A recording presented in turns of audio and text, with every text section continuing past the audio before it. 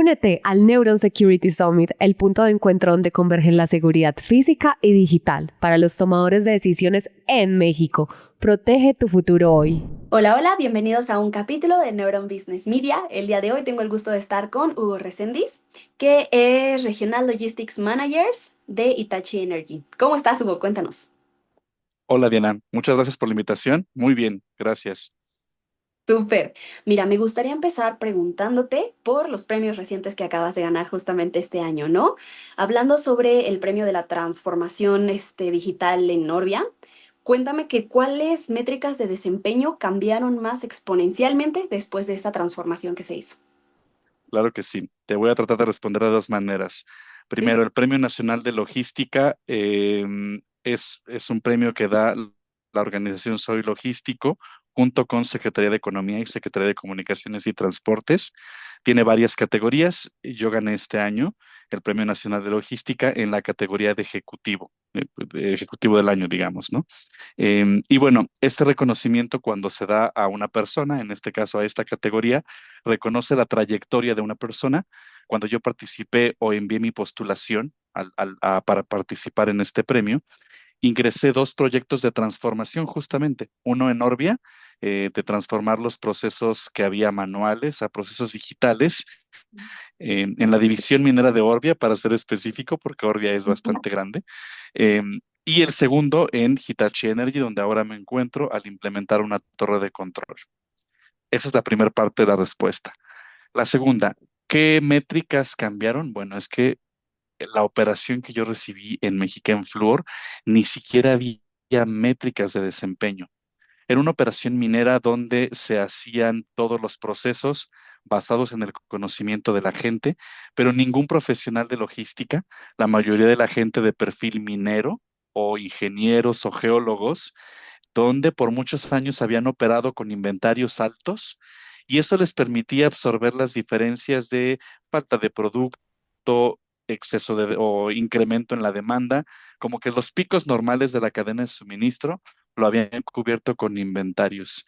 Y justo cuando yo entro, bajan inventarios y entonces todos los problemas salen a relucir. ¿Qué fue lo primero que empezamos a implementar? Procesos. Y por procesos me refiero a una planeación integral implementando el S&OP, Sales and Operations Plan. No es otra cosa más que el plan de ventas y el plan de producción. Luego esto alinearlo para decir qué órdenes podemos comprometer a los clientes. ¿Qué KPIs van en medio de este proceso que te explico?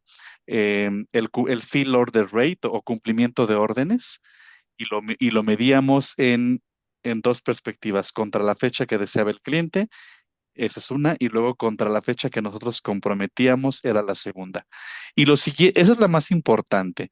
Y después de eso teníamos muchos internos, como cumplimiento de plan de transporte, cumplimiento de nivel de inventarios, porcentaje de cumplimiento de revenue del mes, etcétera.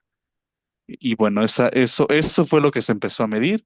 Primero manual o de una forma muy robusta, usando Exceles, literalmente, hasta que logramos implementarlo todo en un sistema que se conectó a SAP y entonces ya el tema fue todo digital. Pero bueno, supongo que iremos detallando estas preguntas. Sí, justo, ¿no? Y siguiendo pues este curso, ¿cuáles fueron los procesos más complejos de digitalizar y por qué? Híjole, en general, los, creo que lo más complejo para digitalizar algo es primero tener los inputs de la operación reales. Y al inicio, como te digo, no teníamos ni siquiera esos inputs, nada estaba estandarizado. Al no haber un plan de transporte, al no seguir un plan de demanda, al no tener un plan de inventarios, un plan de abasto, no tenías estadística ni historia de nada. Entonces, lo primero que tuvimos que hacer fue construir esa historia, analizar las capacidades de embarque, las capacidades de surtimiento, de procesamiento por día, de producto, las capacidades de tus proveedores, porque otro punto es el punto de entrega con tu cliente. Había cosas que entregábamos directamente en nuestro centro de distribución, pero había cosas que entregábamos en 3PLs distintos en los puertos y había que también controlar procesos entonces de tus tres PLs. Entonces, el reto grande era primero tener los procesos, construir la historia, entender las capacidades y una vez que tenías esto, ahora sí, llevarlo a un plano parametrizable que te permita gestionar las entregas. Ese reto, amén de, bueno, ese es conceptualmente el reto más grande. ¿Qué implica todo esto? Implica retos de tecnología. Por ejemplo, nosotros no teníamos suficientes básculas para pesar camiones. Por día en nuestro centro de distribución entraban de 160 a 240 camiones por día. No había suficientes básculas para pesar a todos con la rapidez necesaria.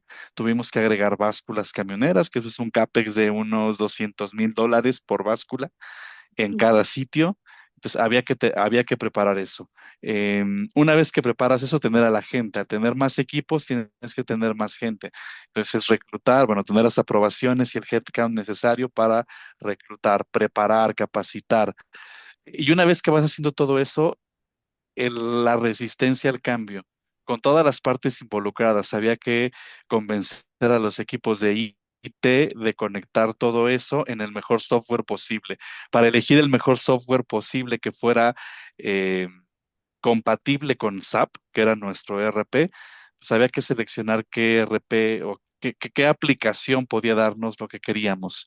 Y eso implicó también a compras para las licitaciones con los proveedores y a los transportistas para luego subirse a los cambios que íbamos a implementar y al legal por los contratos que había que ajustar, ¿sabes? Entonces, eh, es como un hilo, ¿no? Jalas una hebra y te va llevando a muchas otras cosas. Sí, claro, ¿no? Justamente una cadena. Y Exactamente. bueno, retomando ahorita que mencionaste sobre reclutar personas, ¿qué, cómo se gestionó este cambio cultural justamente de integrar todos estos procesos ya digitalizados?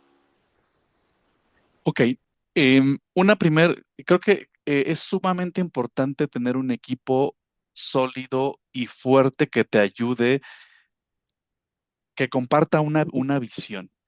Mm, Em, y ese fue mi primer trabajo y además te voy a decir, es mi pasión. Yo siempre pongo por ahí en lo que publico o cuando tengo oportunidad de compartir algo, que ujú. cualquier logro que yo pongo en mi CV o en LinkedIn o donde tú quieras, donde están ahí, que hoy es como el Instagram, ¿no? Profesional. Sí. Eh, pero cualquier logro que yo pongo, siempre hay un equipo atrás. O sea, sería mentira que yo diga que yo lo Ujú, logré solo. Siempre lo hago a través de mis equipos.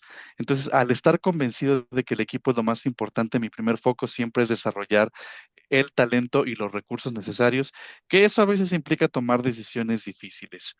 ujú, Entonces, ¿qué es lo que hay que tener? Hay que tener una visión compartida.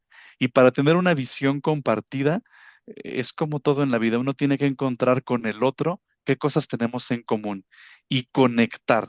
Yo siempre también hablo mucho sí, eh, de tres cosas en logística que si quieres más ujú, adelante te amplío un poco más. Para ujú, mí lo clave en logística es, yo le digo primero desatorar, luego conectar y luego orquestar. Para mí es como el ABC de la logística. Estoy escribiendo al respecto porque creo que nadie lo ha estructurado de esa forma. ¿A qué me refiero con desatorar? Por ejemplo, en este caso de alinear a la gente, construir un equipo de trabajo fuerte. Si hay personas que no comulgan tu visión, y no es tu visión personal, la visión de lo que requiere la compañía en ese momento, de lo que el equipo requiere. Por ejemplo, en Orbia, en ese momento, ¿qué necesitábamos? Necesitábamos definir procesos estructurados, ujú, estandarizarlos y luego sistematizarlos con tecnología. Esa era la visión y todos desde su trinchera tenían que aportar su contribución, porque por decirte algo, el supervisor de turno, que es el que físicamente controlaba la entrada de camiones, era un elemento clave que tenía que unirse y tener la visión clara. Entonces, si había una persona en el equipo que no compartía, que no quería, que no podía, y si no tenías tiempo de entrenar, había que tomar decisiones y tuve que tomarlas de reemplazar gente. Si se podía reubicar a otras áreas, perfecto, pero si tenías que prescindir de las personas, son decisiones difíciles y dolorosas, cuestionadas, polémicas, pero tuve que hacer algunas de esas decisiones porque tratas de desatorar cualquier problema que tuvieras, que tengas, ¿no? Si te falta un recurso, como te digo, una báscula, eso es un problema y hay que desatorar ese problema. Entonces hay que ir, conseguir el CAPEX, entender, venderle a la alta dirección lo que hace falta y es resolver otro problema. Si no tienes los suficientes proveedores de transporte, pues hay que licitar más o con los actuales tener contratos para que te pongan más equipo, más transporte. Todo eso es desatorar, ¿no? De resolver los problemas o los obstáculos que te impiden algo. Ya que tienes al equipo alineado y que estás seguro que al menos comparten tu visión, y que todos tengan su diferente estilo, eso es maravilloso, que todos sean diversos, es Ujú. sumamente bueno, pero que al menos compartan la visión. Ya que tienes eso, ahora sí, el siguiente paso es conectar. ¿Cómo conectas? Con un plan de trabajo, con sesiones regulares, con sesiones periódicas de cómo va el resultado. Y cuando la gente va viendo lo que vamos logrando y que su contribución y su participación ayuda al proyecto, se empieza a generar una especie de motivación colectiva muy padre. O sea, se vuelve un proyecto ya no es el proyecto y la visión de Hugo.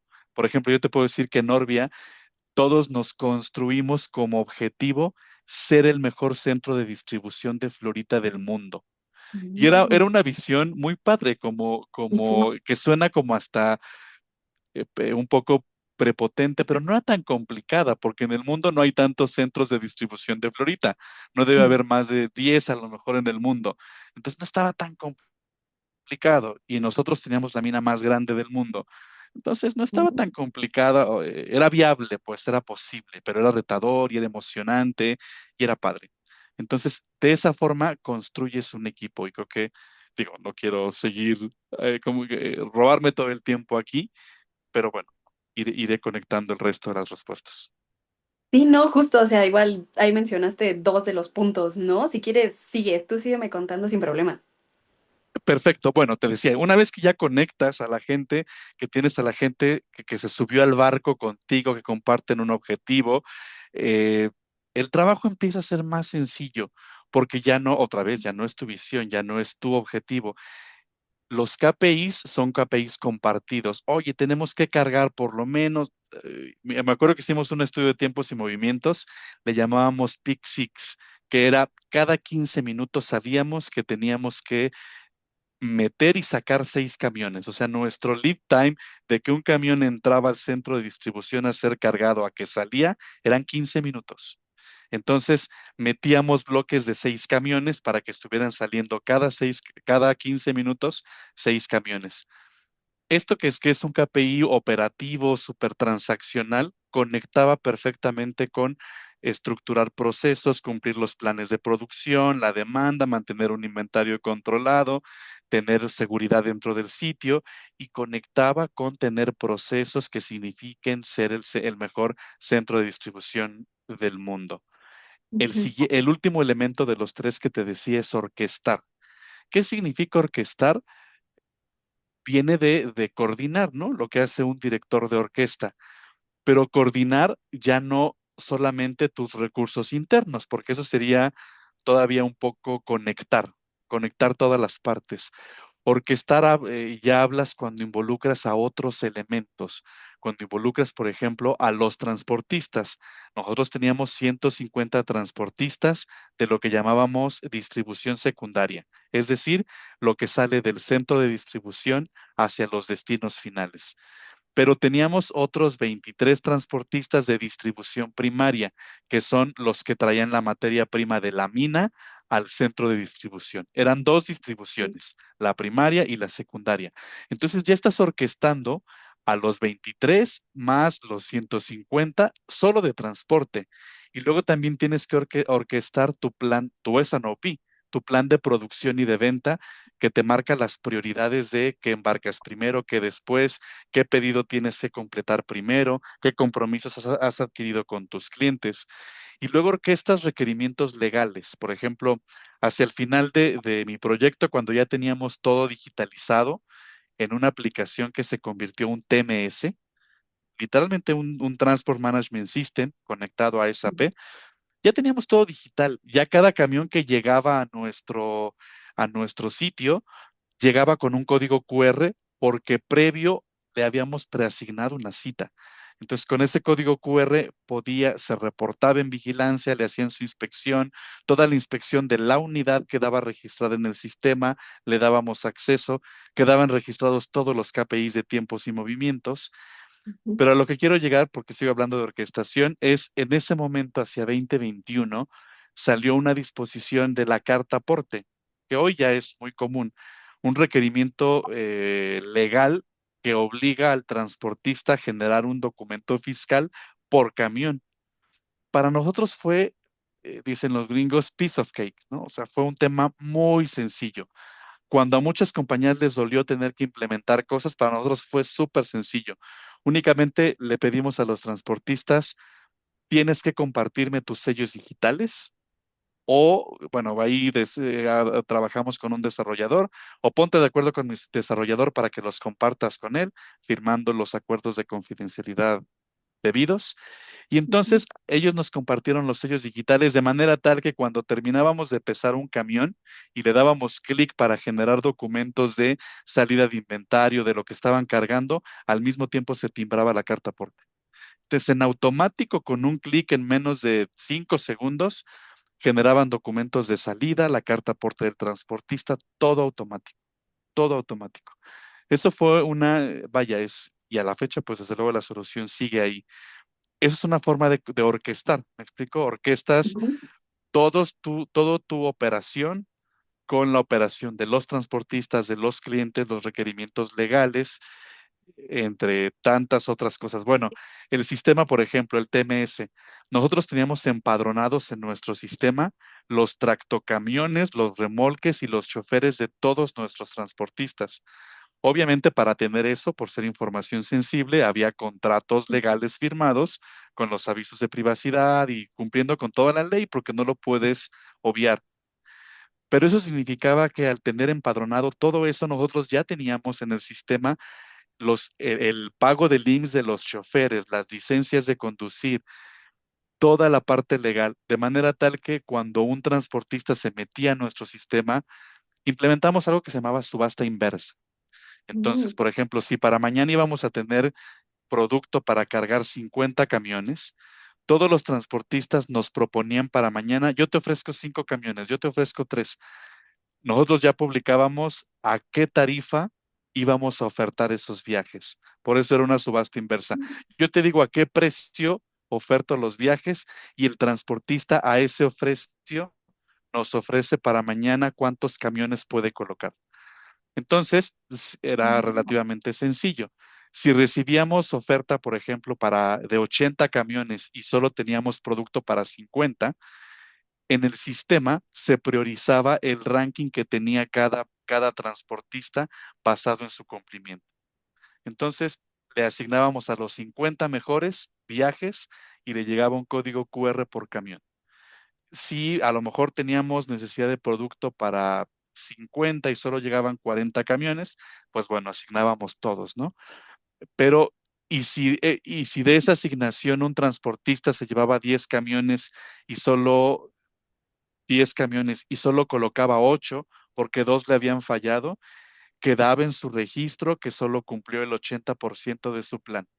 Entonces, en un siguiente día, pues ese proveedor ya iba teniendo su récord, su desempeño de performance.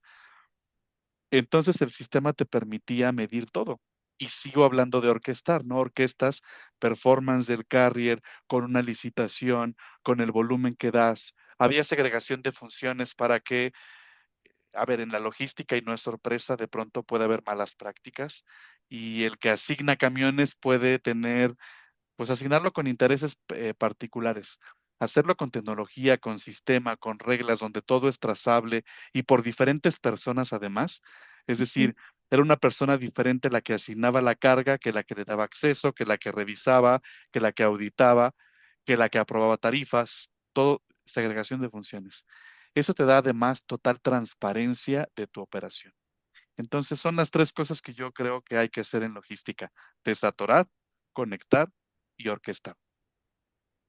Sí, justo, ¿no? Y siempre empezando desde cero, porque luego hay quienes quieren empezar ya desde el tercer paso y ya se atoraron en mil cosas que no resolvieron antes, ¿no?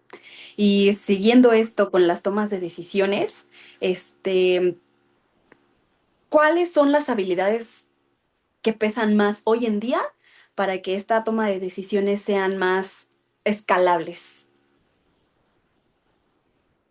Yo creo, y esa es una opinión muy personal, eh, que las habilidades, las soft skill que se les llama, son las más importantes.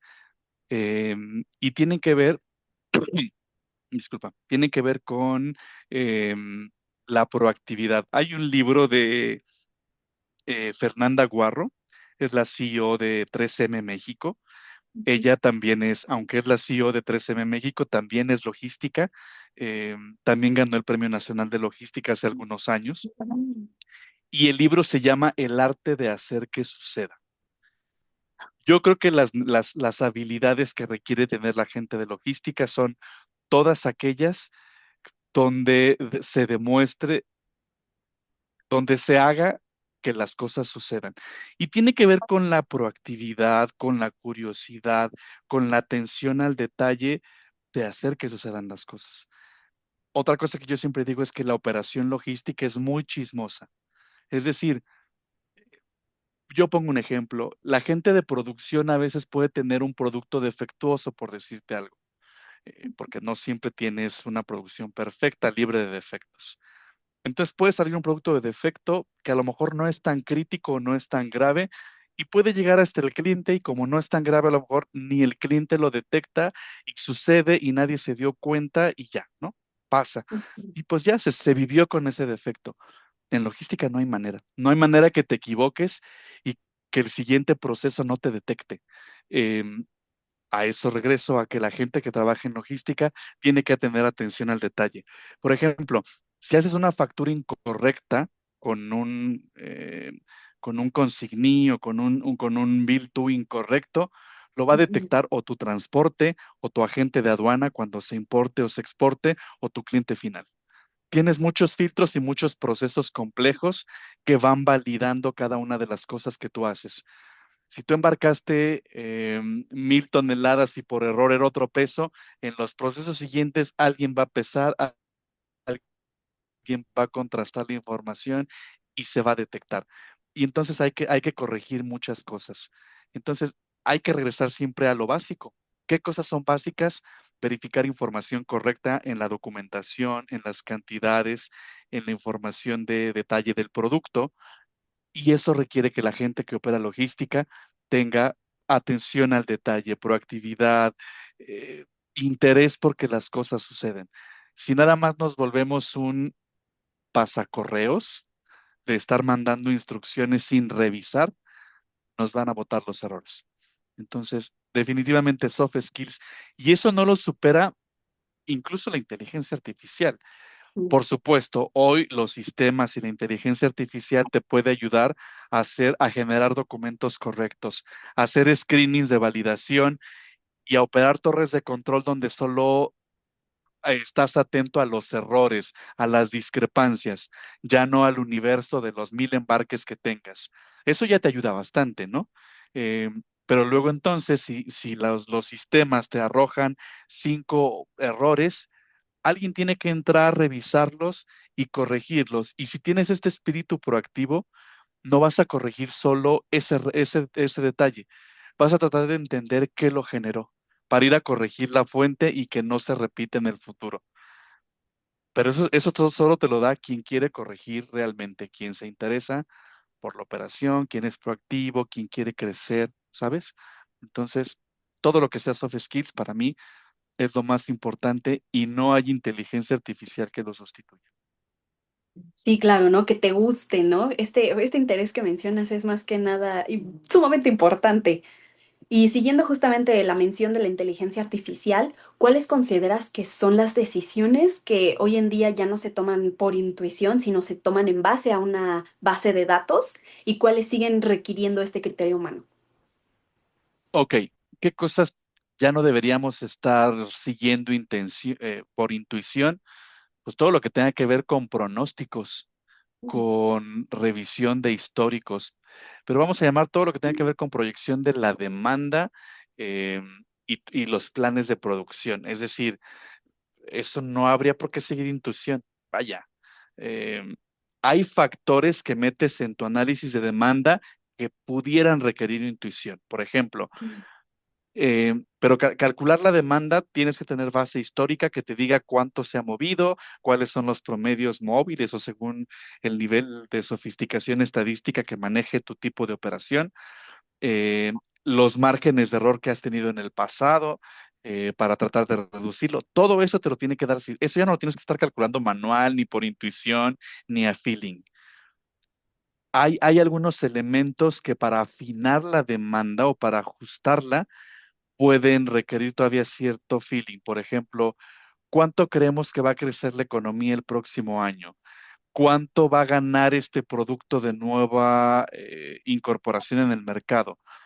Ese tipo de cosas, si bien puede haber elementos o estudios de mercado que ya te den información numérica, pueden todavía requerir este expertise del vendedor o del agente comercial que conoce las industrias y a la gente y que puede decir, mira, el número que me dieron es conservador, pero en el mercado se ve tal, yo le ajustaría un medio puntito más, por decirte algo, ¿no? Entonces, Sí. ese tipo de decisiones pueden influir en el número, pero no al 100. Todo lo que tenga que ver con con niveles de inventario, con stocks de seguridad, con optimización de transporte, con optimización de combustible, con eficiencia operativa, todo eso tiene que estar basado en data, en números, en historia, en algoritmos de inteligencia artificial que te predigan y te sugieran los mejores planes a implementarse en los próximos periodos, ¿no? Em, y bueno, y entonces creo que lo que queda en el humano es los ajustes finales y la otra cosa es la estrategia de negocio, es para qué o dónde quiero vender. Eso sí no te lo da la inteligencia artificial. Por ejemplo, pasa mucho a lo mejor en el retail, en el consumo masivo. Cuando una compañía dice, ¿de verdad quiero seguirme enfocando en este segmento de productos o prefiero enfocarme en estos productos que generan mayor profit? O en estos productos que generan mayor, además de rentabilidad, que tienen mayor constancia en el año y que constantemente me dan flujo.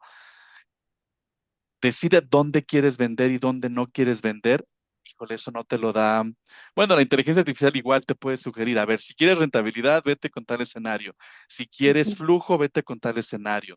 Si quieres consistencia en el tiempo, vete con tal escenario. Si quieres atender a todos tus clientes de la mejor manera posible con ¿sabes? O sea, sí te lo puede dar la inteligencia artificial, pero la decisión final de dónde vender, para qué, cuál es la ventaja competitiva de nuestro negocio, qué vendemos, cuál es el valor agregado que le quiero ofrecer a mi cliente, eso solo lo pueden decir los humanos.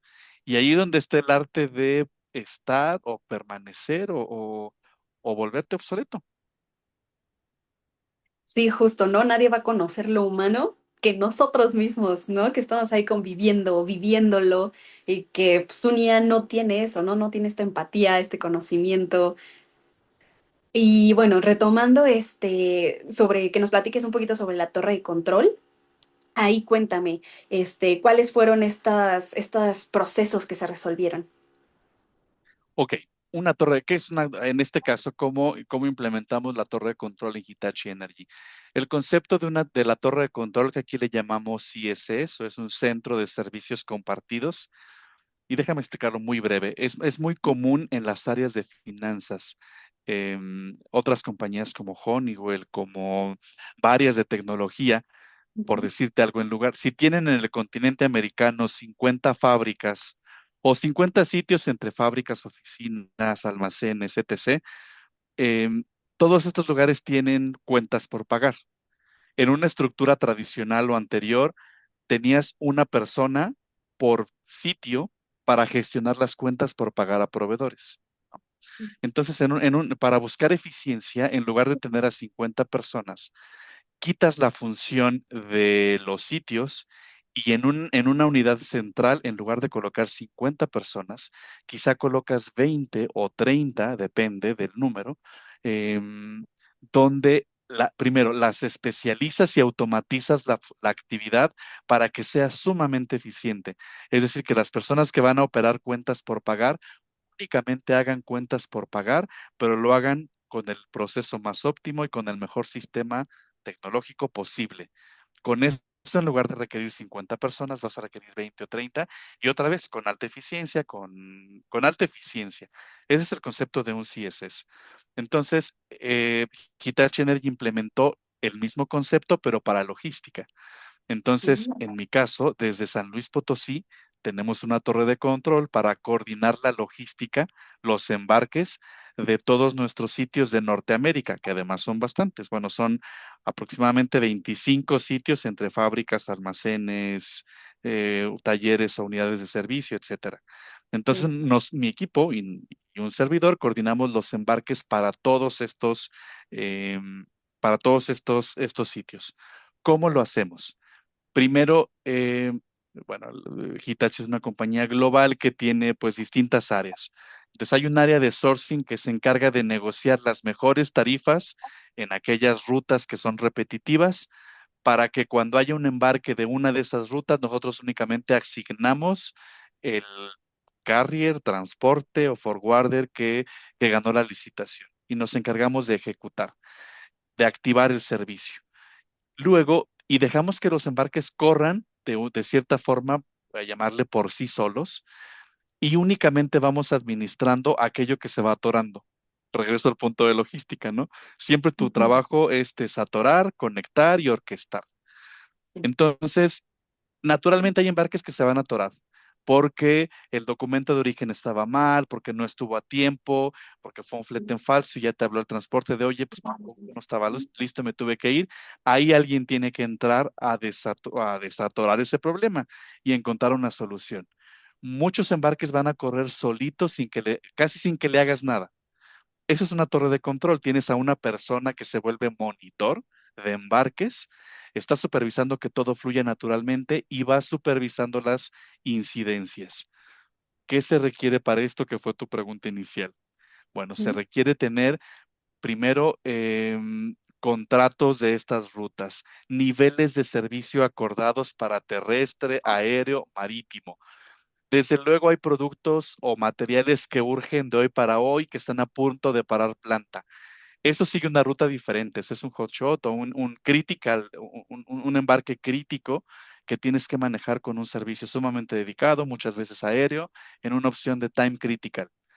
Dentro de los servicios aéreos hay varios niveles de servicio también. Hay el economy, estándar, premium y luego está el time critical que es como el cuarto.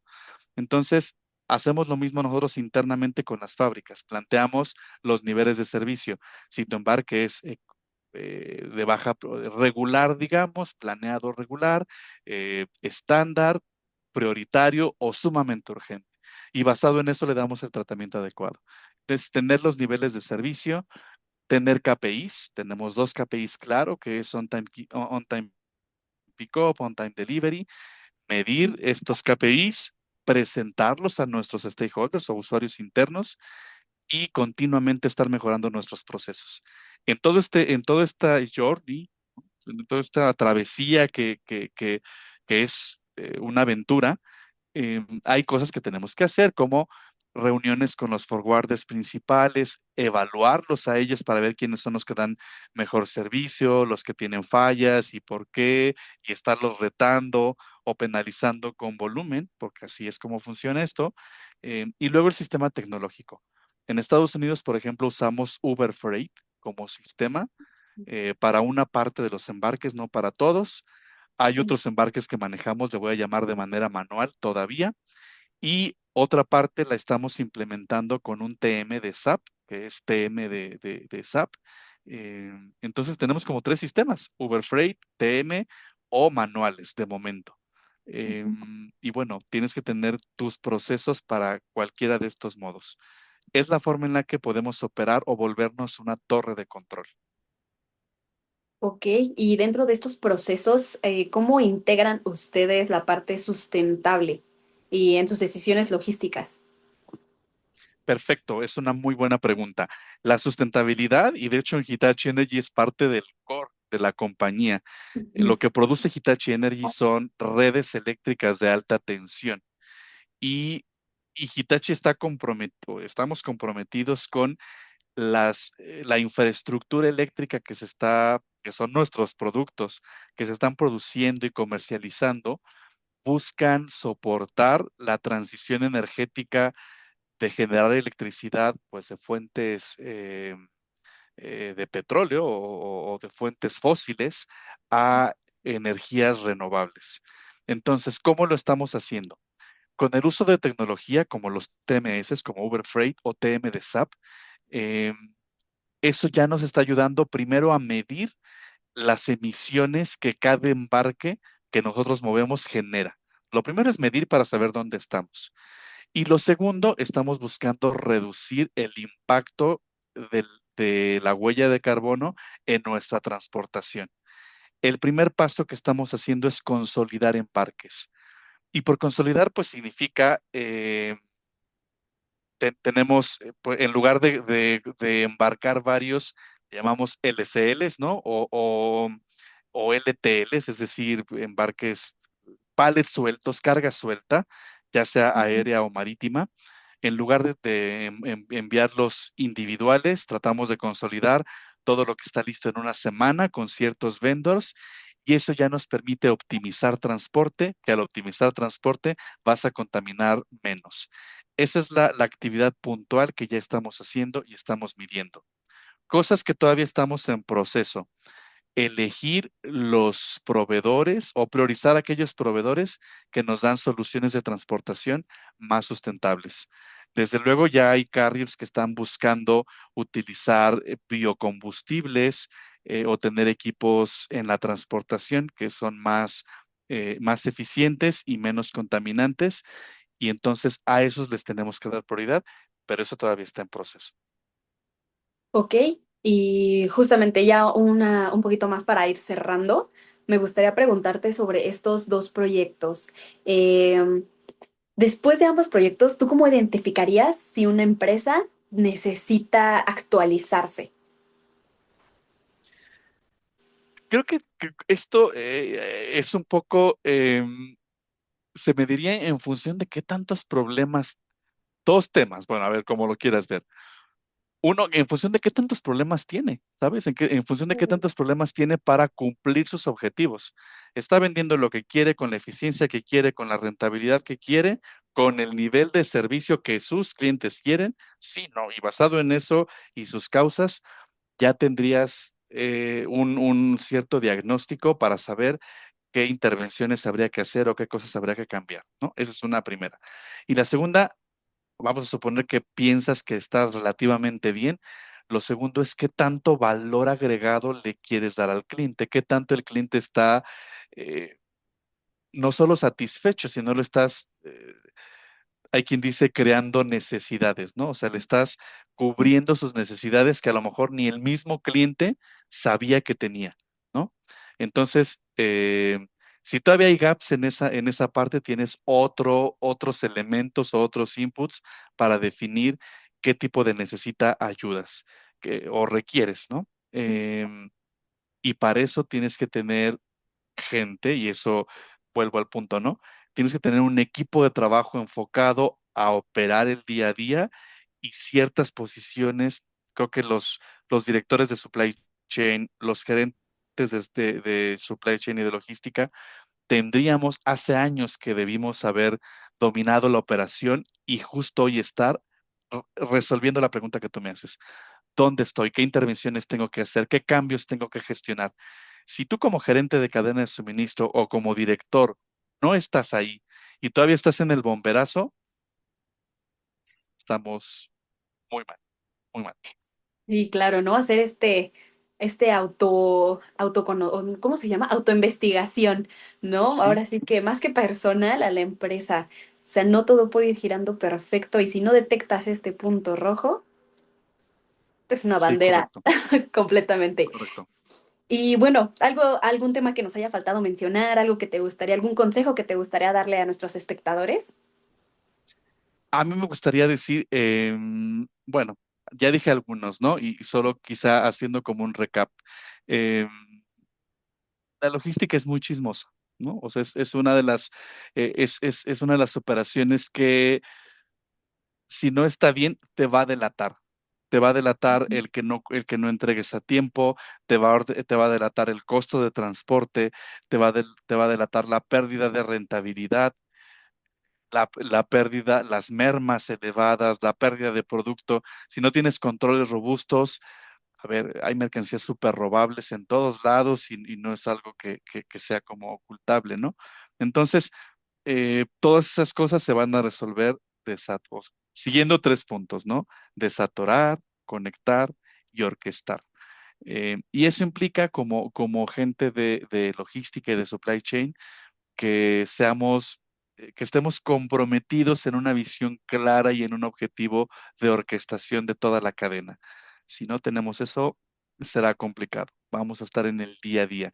Entonces, yo los invitaría a construir equipos de trabajo primero y luego operaciones que no estén en el día a día, que no estén en el bomberazo, que no estén viendo si llegan o no a la meta. Eso ya tendríamos que haberlo superado para estar trabajando totalmente en el valor agregado. Sí, justo. Bueno, muchísimas gracias. Definitivamente es una plática muy, muy enriquecedora. Muchísimos temas que todos deberíamos de tener en cuenta. Y muchas gracias por todo, por sumarte a esta publicación. Muchísimas gracias por la invitación. Espero que haya sido de utilidad. Bueno, ya saben dónde encontrarme. Ahí estoy en las redes, en LinkedIn, ¿no? Ahí me pueden encontrar con que nuestro nuevo Instagram profesional, ¿no? Sí, claro, nuestro nuevo Instagram para conocer y conectar gente. Exactamente. Muchas gracias. Participa en Neuron Logistics Summit y conecta con líderes logísticos de las principales industrias en México.